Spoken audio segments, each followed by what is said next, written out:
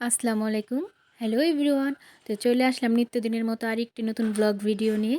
আশা করি যে যেখানে আছেন সবাই খুব ভালো আছেন। আপনাদের দোয়া এবং ভালোবাসা আমিও খুব ভালো আছি। তো আজকের ভিডিওটা এখান থেকেই শুরু করলাম। আর আজকের ভিডিওতে শেয়ার করব আমি কিভাবে প্রেসার কুকারে ডাল রান্না করি। আর এই ডালটা খুবই মজা হয়। তো চলেন ডাল রান্না করি। আমি এখানে প্রেসার কুকার নিছি আর এখানে আমি মশারি ডাল নিছি। আমি খুব এটা ভালো করে ধুয়ে নিছি। আমি এখন এখানে এক এক করে সব কিছু দিয়ে দিব, একবারে বসাই দিব, পরে আমি শেষে এটা বাগার দিয়ে দিব। আর এইভাবে ডালটা রান্না করলে ডালটা খুবই টেস্ট হয়। আপনারা চাইলে একদিন বাসায় ট্রাই করে দেখতে পারেন।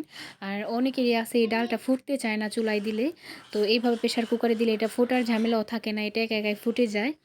তো কোনো টেনশন ছাড়া এটা রান্না করা যায়, এটা খুবই মজা হয়, যেটা আমি প্রথমে বলছিলাম। তো এখন এখানে আমি পেঁয়াজ, কাঁচামরিচ, কাঁচা রসুন আর হলুদ গুঁড়া দিয়ে দিব, সাথে একটু আদা বাটাও দিয়ে দিব। তো আমি আমার মতো করে রান্না করি, কে কীভাবে রান্না করে জানি না। আর রান্নার সিস্টেমও এক না যে এইভাবে রান্না করতে হবে। রান্নার কোনো নির্দিষ্ট নিয়ম নাই, এক একজন এক একভাবে রান্না করে। তো এইভাবে রান্না করে দেখতে পারেন একদিন।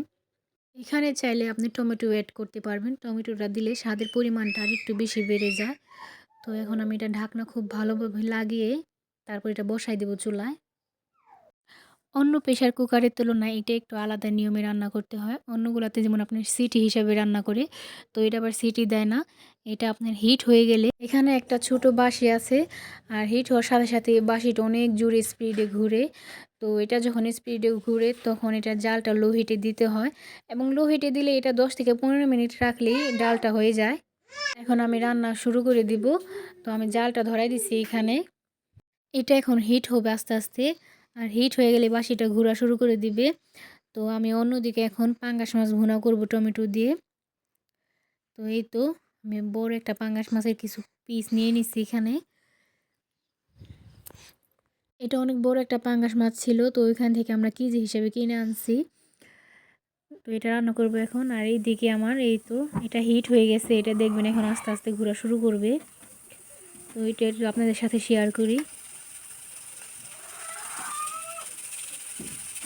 এই তো এটা অলরেডি ঘোরা শুরু হয়ে গেছে, এটা এখন অনেক জোরে ঘুরবে।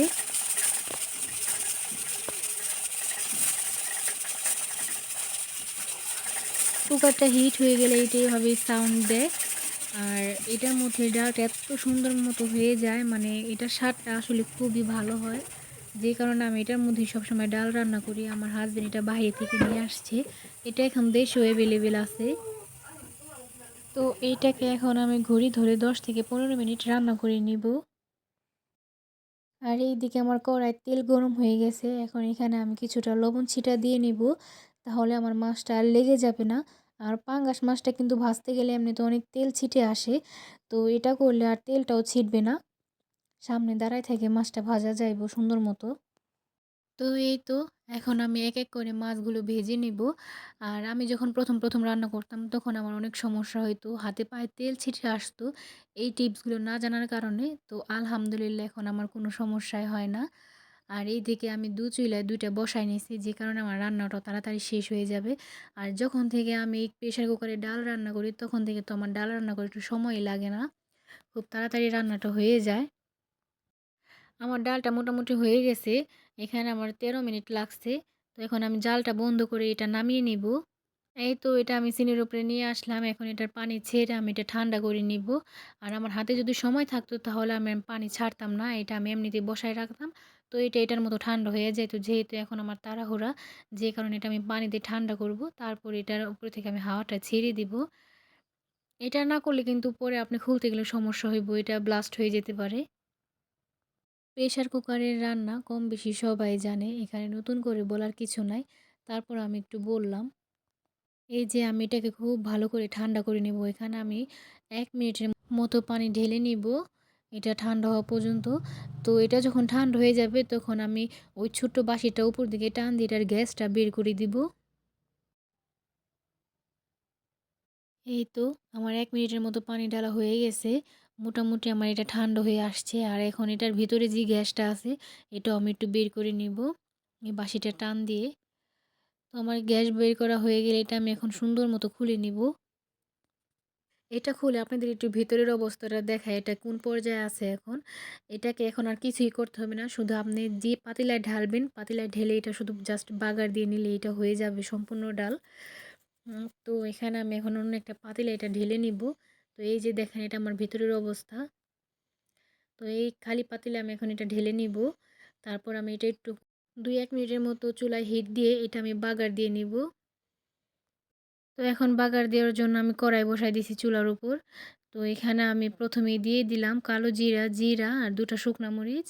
আর এই কালো জিরা, জিরাটা দিলে এত মজা লাগে ডালটা বাগার দেওয়ার পরে। তো এখানে কাঁচা পেঁয়াজ আর কাঁচা রসুনও দিয়ে দিছি। তো এই তো আমার ডাল বাগারও হয়ে গেছে। এই তো সম্পূর্ণ ডালটা হয়ে গেছে এখন। এই যে দেখেন আমার ডালের অবস্থা। ডালটা এত মজা লাগে খাইতে। এটা আপনি ২ দিন ধরে জাল দিয়ে খেলেও ডালটা খুবই মজা হয়। আর এইদিকে এখন আমি আমার পাঙ্গাস মাছের তরকারিটা কষায় নিব। এখানে আমি পেঁয়াজ, মরিচ আর টমেটো দিয়ে এখানে খুব ভালো মতো মশলাটা কষানো হয়ে গেলে তারপর আমি এখানে ঝোলের পানি দিয়ে দিব। এই তো এখানে আমি ঝোলের পানি দিয়ে দিলাম। আর এখন আমি এক এক করে আমার ভাজা মাছগুলো দিয়ে দিব। এইটাও খুব মজা হয়েছিল। আমার শাশুড়ি খেয়ে বলছে খুবই মজা হয়েছে। এই তো। তো আজকে আমার এই মিনি ব্লগটা আপনাদের কার কাছে কেমন লাগলো অবশ্যই কমেন্ট করে জানাবেন। আর ভালো লাগলে অবশ্যই আমার চ্যানেলটি সাবস্ক্রাইব করে পাশে থাকবেন এবং পাশে থাকা বেল আইকনটি প্রেস করে অল অপশনে ক্লিক করে দিবেন যাতে আমার পরবর্তী ভিডিওর প্রথম নোটিফিকেশনটি আপনার কাছে চলে যায়। তো আজকে এই পর্যন্তই, সবাই ভালো থাকবেন। আল্লাহ হাফেজ।